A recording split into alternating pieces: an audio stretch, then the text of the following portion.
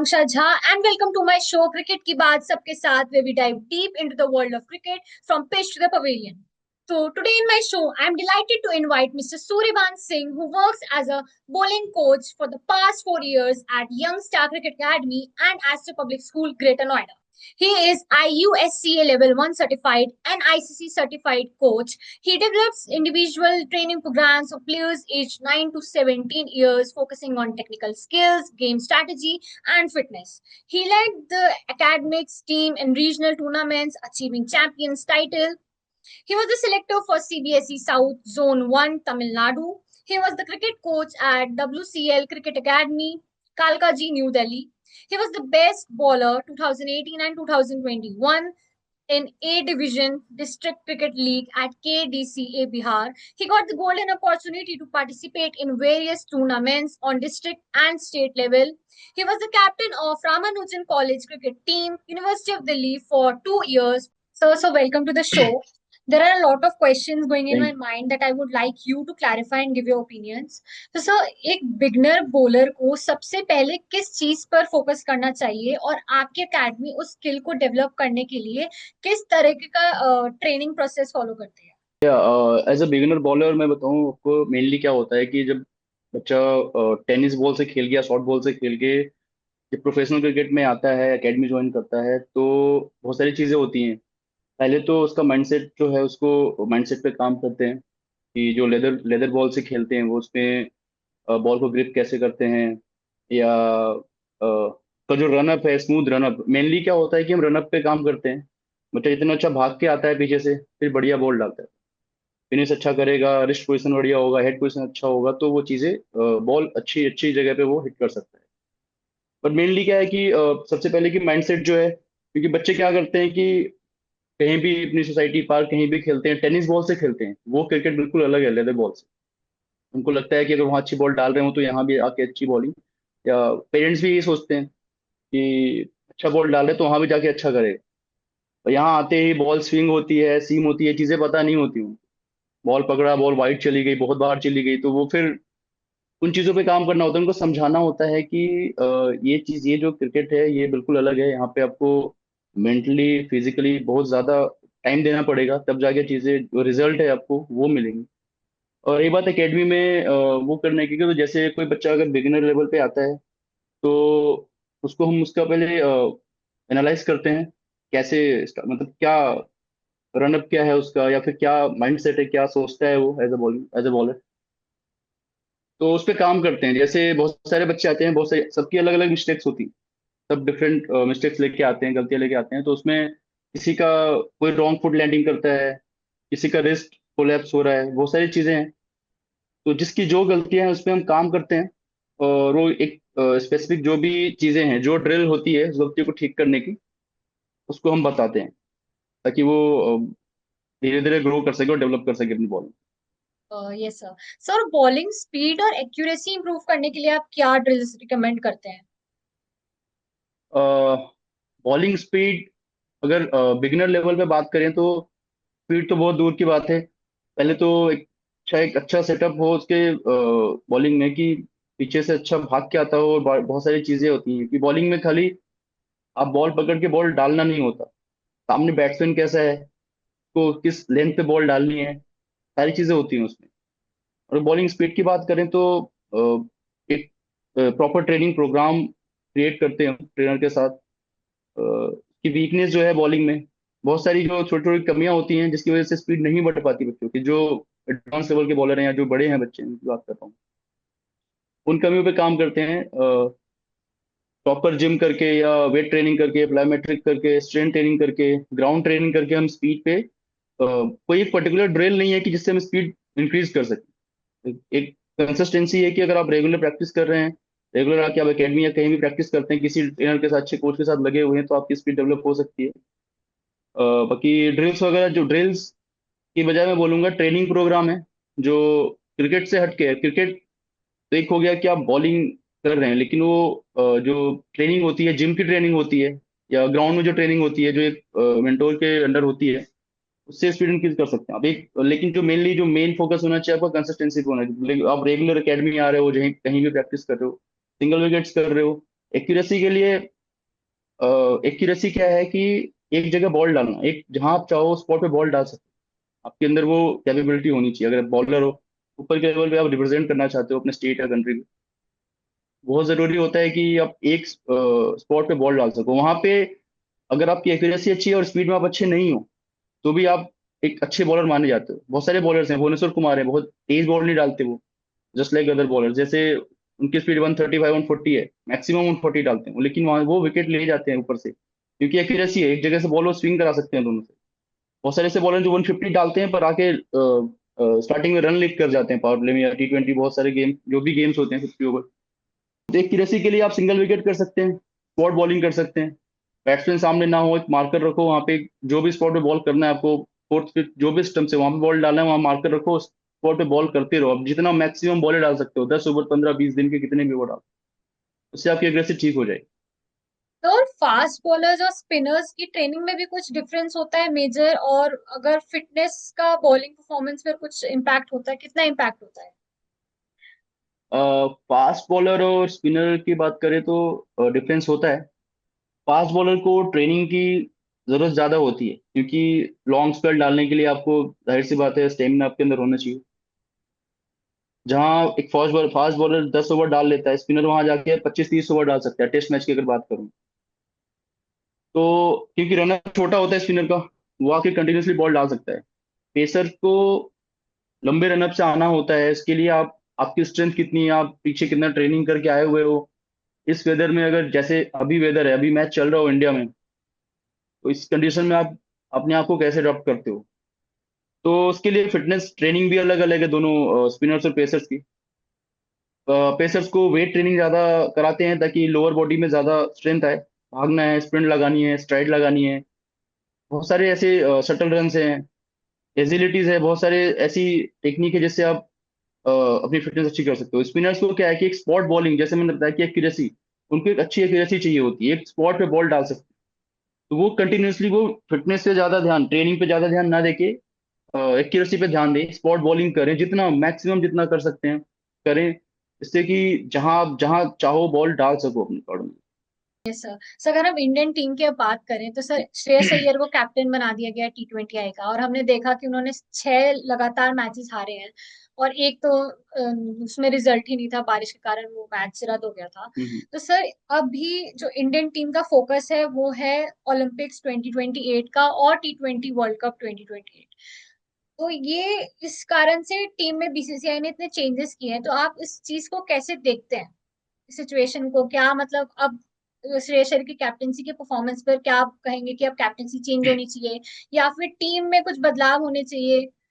कैसे आप देखते हैं इस चीज अब देखिए, श्रेयस अय्यर नो डाउट एक अच्छे कैप्टन है। पीछे तीन फ्रेंचाइज, अगर फ्रेंचाइजी को देखें, KKR, दिल्ली कैपिटल्स और अभी पंजाब के साथ हैं, तीनों के साथ उन्होंने अच्छा काम करा है।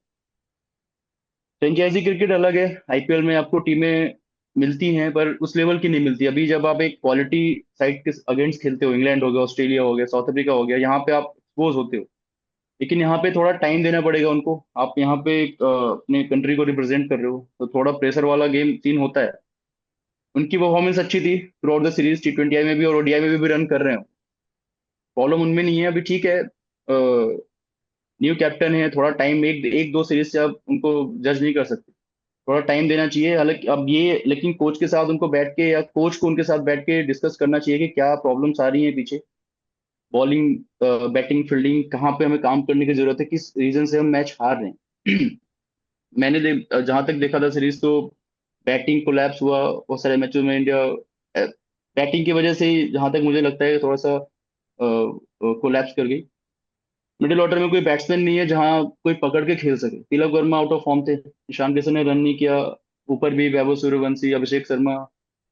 रन करना पड़ेगा, मिडिल ऑर्डर में आपको ऐसा बैट्समैन देना पड़ेगा जो थ्रू आउट द इनिंग खेल सके वहां पे जाके।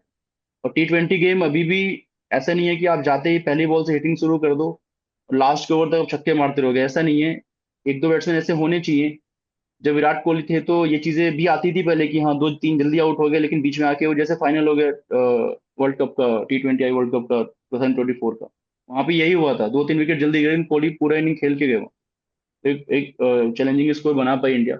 ऐसे एक प्लेयर बीच में डालना पड़ेगा जो अब हर बार जाके आप 250 280 रन नहीं बना सकते T20 आई। वहां भी आपको एक टाइम देना पड़ेगा, इनिंग बिल्ड करनी पड़ेगी। तिलक वर्मा है उस रोल के लिए, पर उनका भी फॉर्म इतना अच्छा रहा नहीं। रीजन है हारने के, उसमें आप कैप्टन को ब्लेम नहीं कर सकते। टाइम दीजिए, वो थोड़ा सा टाइम के साथ अच्छे हो जाएंगे। बाकी एक दो मैचों की बात है, बाकी तो फिर एक अच्छे कैप्टन है वो, नो डाउट। तो और आपने अभी वैभव सूर्यवंशी का मेंशन किया। सर मुझे ये पूछना है कि अभी आईपीएल, लास्ट ईयर आईपीएल में उन्होंने डेब्यू किया है, एंड देन इस साल उन्होंने शतक लगाया, और फिर मतलब बहुत बार तो वो चूक गए शतक लगाने से, एंड देन फिर सीधा इंडियन टीम में उनका डेब्यू होना। तो मुझे बस ये जानना है कि आपको क्या कैसा लग रहा है कि मतलब वैभव सूर्यवंशी को डेब्यू जो इंडियन टीम में हुआ है वो जल्दबाजी की है टीम ने, या अभी संजू सैमसन, अभिषेक शर्मा को और टाइम देना चाहिए था टॉप ऑर्डर पे? बिकॉज अगर वैभव सूर्यवंशी आते हैं तो किसी एक ना एक को बैठना पड़ता है, जैसे अभी संजू नहीं कर रहे हैं, और अभी वो आई थिंक जिम्बाब्वे के सीरीज में वो है भी नहीं अब T20 सीरीज के स्क्वाड में। तो इस पर आप क्या कहना चाहेंगे? देखिए, वैभव सूर्यवंशी चीजें धीरे धीरे खेल के ही सीखेंगे। जितने हम ज्यादा मैचेस, देखिए प्लेयर तभी अच्छा बनता है जब हमको जितना मैचेस खिलाओगे। प्रैक्टिस तो बच्चा नेट्स में कर रहा है, जो भी है, एज कम है, अच्छी टीमों के अगेंस्ट खेल रहे हैं।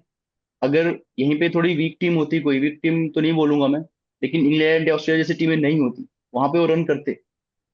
अभी सामने क्या टीम ऐसी है जो उनके अगेंस्ट प्लानिंग लेके आ रही है कि उनको आउट कैसे करना है। आर्चर जो उनकी टीम से ही खेलते हैं आईपीएल में, इंटरव्यू में उन्होंने बोला भी था कि उनसे पूछा कि आईपीएल अब आउट कैसे करना है सूर्यवंशी को, उन्होंने बताया कि आफ्टर आईपीएल बताऊंगा मैं। अभी उनको पता है बॉडी लाइन पे बॉल डालो, शॉर्ट बॉल डालो, थोड़ा वीक, वहीं पे वीक है बाबू सूर्यवंशी। तो ये बड़ी जो बड़ी टीमें होती हैं, प्लानिंग के साथ आती हैं, हर प्लेयर के साथ प्लानिंग के साथ आती है, किसको कैसे आउट करना है।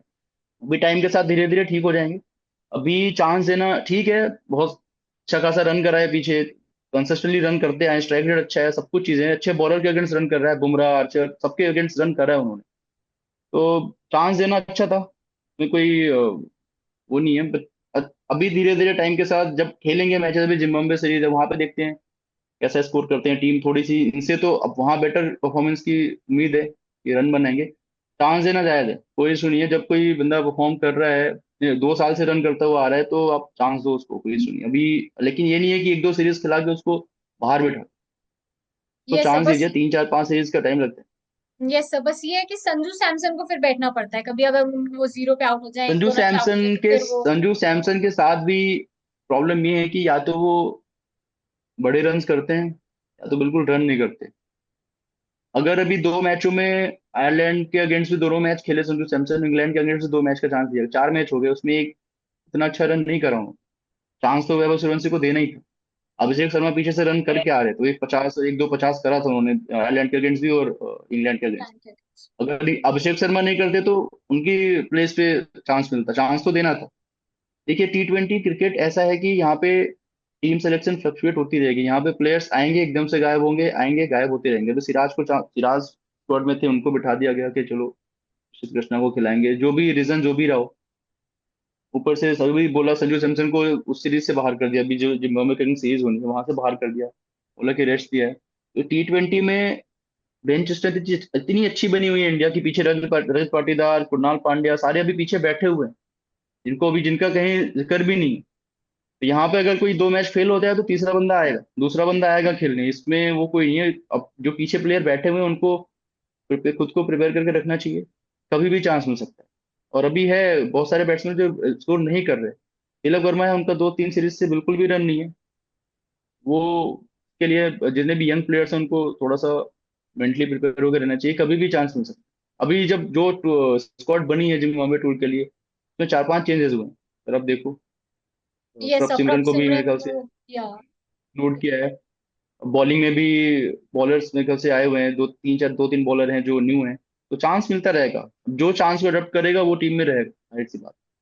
तो इन सब की तो बात हो गई, बट एक प्लेयर जिसकी बात तो मतलब सोशल मीडिया पे हर हमेशा चलती रहती है, वो है सूर्य कुमार यादव, जिन्होंने T20 वर्ल्ड कप 2026 जितवाई थी। उसके बाद भी बीसीसीआई ने उन्हें एज कैप्टन से हटा दिया। चलो कैप्टन से तो हटाया, बट टीम से भी उन्हें हटा दिया गया है। तो इस पर आप क्या कहना चाहेंगे? देखिए, मैं कुमार यादव की बात करूं तो कैप्टन ठीक है, उनकी कैप्टनसी में वर्ल्ड कप जीती टीम इंडिया। और उनका जो पर्सनल परफॉर्मेंस था, इंडिविजुअल परफॉर्मेंस था, वो थ्रू आउट द ये पिछले 2 सालों से इतना अच्छा नहीं था। इस रीजन से उनको हटाया गया। कैप्टन बनने के लिए पीछे श्रेयस अय्यर, रजत पाटीदार, तिलक वर्मा, संजू सैमसन लाइन में थे। कैप्टेंसी के कंटेंडर बहुत सारे हैं पीछे। एक एज फैक्टर भी था कि वो 30, 33, 34 या 35 के हैं। पीछे में अब एक वर्ल्ड कप जिता दिया आपने, अच्छी बात है। रोहित शर्मा ने भी तो जिताया था वर्ल्ड कप। उनको भी हटाया क्या गया? वो तो उन्होंने तो रिटायरमेंट ले लिया। उन्होंने उनको खुद क्लियरली हाँ। बोला गया कि आप, हाँ उनको तो क्लियरली है बोला गया कि अब आप प्लान में, एज हो गई, पीछे यंगस्टर है, उनको चांस देना पड़े। देने के लिए किसी न किसी को तो जाना पड़ेगा। ये इसका ये मतलब नहीं है कि वो प्लेयर बुरे हैं, सूर्य कुमार यादव या कैप्टन बुरे थे, नहीं, अच्छे हैं। लेकिन कहीं ना कहीं एक एक टाइम है जहाँ मैनेजमेंट सोचता है कि नहीं, अभी टाइम हो गया, जो पीछे जो बच्चे हैं बैठे हुए उनको चांस देने का टाइम है। तो ये रीजन से हटाया गया। बाकी वैसे तो टीम को जिताया, कंटिन्यूसली सीरीज जिताई है, एक भी सीरीज नहीं हारी इंडिया उनके उसमें कैप्टेंसी में, चाहे होम हो चाहे अवे हो। कैप्टन अच्छे थे, लेकिन रीजन ये है कि एक एज फैक्टर प्लस जो पीछे यंगस्टर बैठे हुए हैं उनको चांस देने का एक जो ये था, ये मैनेजमेंट ने ये सोच के ही इनको बाहर करा। Yes sir. सर, और अभी इंडियन वुमेन्स टीम ने पहला अपना टेस्ट मैच जीता है एट लॉर्ड्स, और वो पहली टीम बनी है जिन्होंने ये कर दिखाया है। तो सर, आप इसको कैसे देखते हैं इंडियन क्रिकेट टीम के फ्यूचर के लिए? देखिए, विमेंस टीम की बात करूं मैं, तो अभी जो वर्ल्ड कप लास्ट जीती है टीम, तभी से गर्ल्स में क्रिकेट का क्रेज बहुत ज्यादा हो गया। फिर मैं बात करूं वुमेन्स क्रिकेट की तो बीसीसीआई ने मेंस के लेवल में खड़ा करा है वुमेन्स क्रिकेट को। चाहे वो मैच फी की बात हो, इंफ्रा की बात हो, डोमेस्टिक क्रिकेट में वुमेन्स क्रिकेट पिछले 5-6 सालों में जितना मैं जब से मैं देख रहा हूँ क्रिकेट, वुमेन्स क्रिकेट खैर काफी टाइम से देख रहा हूँ मैं तो, लेकिन पिछले 5-7 सालों में बहुत ज्यादा ग्रो करा है। उसका नतीजा है कि टीम अब जाके परफॉर्म कर रही है वर्ल्ड कप में, बड़ी टीमों के अगेंस्ट परफॉर्म कर रही है। पहले क्या था कि जो इंडियन वुमेन्स टीम है, जो बड़ी टीमें हुए हैं ऑस्ट्रेलिया, साउथ अफ्रीका, इंग्लैंड, उनके अगेंस्ट परफॉर्मेंस करने में परफॉर्म नहीं कर पाते थे, या कहें कि उनसे वो टीमें ज्यादा बेटर थी। अभी क्या है कि आप जो भी टॉप की टीम है, ऑस्ट्रेलिया है, मानता हूँ कि वुमेन्स में ऑस्ट्रेलिया की टीम से टॉप पे है। इंग्लैंड, साउथ अफ्रीका, इनके इनके लेवल में है इंडिया अभी। ऑस्ट्रेलिया को भी हराया था वर्ल्ड कप में। तो अभी हार गई, अभी लास्ट जो T20 सेमीफाइनल हारी है मेरे ख्याल से, सेमीफाइनल नहीं, क्वार्टर फाइनल में हार गई थी अभी इंडिया ऑस्ट्रेलिया से। तो अभी क्या है कि बड़ी टीमों के लेवल में खड़ी है इंडिया। जो पीछे जो आप आईसीसी ट्रॉफी जीतते हुए आ रहे हो, उसी का नतीजा है कि अभी जो गर्ल्स पीछे से खेलते हुए डोमेस्टिक परफॉर्म करके आ रही हैं, टीम अच्छी होती जा रही है। और अभी क्रेज है, जैसे मैं एकेडमी में कोच हूँ, तो पहले गर्ल्स कम आती थी। अभी जब से टीम जीतना शुरू करी है, हाइप बनना शुरू हुआ है, अच्छा खासा क्रेज हो गया है फीमेल क्रिकेटर्स में। अभी आप ये मान लो 20% जो बच्चे हैं एकेडमी में, 20% उसमें फीमेल्स हैं। तो ये क्रेज और ग्रोथ दिख रही है कि इंडिया में जो फीमेल्स क्रिकेटर की वो है, वो धीरे धीरे इंक्रीज हो रही है। और इसका रिजल्ट मिलेगा, आगे भी मिलता रहेगा। जब टीम अच्छी होगी तो आप जो बड़ी टीम है उनके लेवल के होगे, तो चाहे एससीसी ट्रॉफीज हो, इंडिविजुअल जो भी सीरीज है, वहां पे बच्चा परफॉर्म करोगे। और लॉर्ड्स में जीतना एक जाहिर सी बात है, चाहे मेंस हो चाहे वुमेन्स हो, एक बड़ी बड़ी अचीवमेंट है। तो उसमें भी क्रांति गौड़ है इसमें, उन्होंने यस। 5 विकेट हॉल लिया, और यास्तिका भाटिया ने सेंचुरी मारी। तो एक बड़ी अचीवमेंट है वहां पे जाके करना, बड़ा वो है। वहां पे तो सचिन तेंदुलकर की भी सेंचुरी नहीं है, वहां पे जाके सेंचुरी करना बहुत बड़ी बात है। वहां पे बोर्ड ऑफ ऑनर में अपना नाम, big yes sir. Achievement. Yes sir. Sir, आप आने वाले प्लेयर्स को क्या टिप्स देना चाहेंगे जो क्रिकेट खेलने के लिए पैशनेट है? आने वाले प्लेयर्स को मैं ये सजेशन है देना चाहूंगा कि अगर आप क्रिकेटर बनना चाहते हो, इंडिया को रिप्रेजेंट करना चाहते हो, तो एक तो अपने माइंडसेट पे काम करो। अगर आप प्रोफेशनल क्रिकेट खेल रहे हो, माइंडसेट पे काम करो। एक कंसिस्टेंसी है कि ये नहीं कि मैंने ज्वाइन किया, एक होता है कि हाँ नहीं, ज्वाइन कर रहा हूँ अकेडमी या कहीं भी, अब प्रैक्टिस के लिए जा रहा हूँ, 3 महीने गया, 4 महीने गया, ड्रॉप कर दिया, नहीं मन नहीं है ऐसा। पेरेंट्स आजकल के क्या है कि अब तो क्रिकेट खैर बहुत हो गई, आईपीएल भी हो गया, हर स्टेट की अपनी एक लीग हो गई। पेरेंट्स को लगता है कि लीग खेलना या ये सब खेलना बहुत ईजी है, बच्चा जाएगा 2 साल में लीग खेल जाएगा। पर ऐसा नहीं है। अभी आपको जाके अभी ऊपर के क्रिकेट खेलने के लिए आपको उतनी ही मेहनत करनी है जितनी पहले करनी होती थी। इतना इजी नहीं है कि आप गए। पेरेंट्स ऐसे बोलते हैं कि वो तो आईपीएल तो खेल ही जाएगा, पर इतना इतना इजी नहीं है। आपको एक ना टाइम देना पड़ता है, एक लॉन्ग प्रोसेस है अगर आपको ऊपर खेलना है तो। अब अभी क्या है कि पेरेंट्स थोड़ा सा कंसर्न होते हैं पढ़ाई को भी लेके। पहले नहीं था ऐसा, पहले तो बच्चा खेल रहा है तो खेलता रहेगा। पढ़ाई भी करनी है और क्रिकेट भी लेके चलना है, तो दोनों को बैलेंस करना पड़ेगा और थोड़ा टाइम देना पड़ेगा। ये 5-6 महीने का वो नहीं है कि आप गए 1 साल खेला और आप खेल गए। इसमें 8 साल 10 साल, आप कभी कभी पूरा करियर चला जाता है एक मैच खेलने के लिए, ऊपर रिप्रेजेंट करने के लिए। सूर्य कुमार यादव की बात कर रहे थे, अब 30 साल की उम्र में उन्होंने डेब्यू करा था इंडियन टीम में। तो कितना टाइम दिया होगा उन्होंने पीछे, कितना टाइम दे के आए होंगे वो। तो इसमें थोड़ा सा ये है कि जो नए बच्चे आ रहे हैं उनको उतना टाइम टाइम देना पड़ेगा। जितना टाइम आप दे सकते हो प्रैक्टिस करो, जब भी टाइम मिले। एकेडमी जा रहे हो या कहीं भी प्रैक्टिस कर रहे हो, टाइम दो। एक शेड्यूल बनाओ अपना, पढ़ाई का है, पढ़ाई का अलग, क्रिकेट का अलग। एक अपना डाइट प्लान चलने दो। वीक में अगर आप 7 डेज आपको चांस मिलता है प्रैक्टिस करने का, 7 डेज करो, मैचेस खेलो, अच्छे से ट्रेनिंग प्रोग्राम अपना रेगुलर चलाते रहो। रिजल्ट मिलेगा, जल्दी नहीं मिलेगा पर रिजल्ट मिलेगा। Okay, sir. So thank you so much for taking time to speak with us today, and it was an absolute pleasure hearing about your academy is making in the world of cricket. Thank you so much, sir. Thank you. And to all my viewers, thank you for joining me. I will be back soon with another inspiring conversation. Until then, take care and goodbye.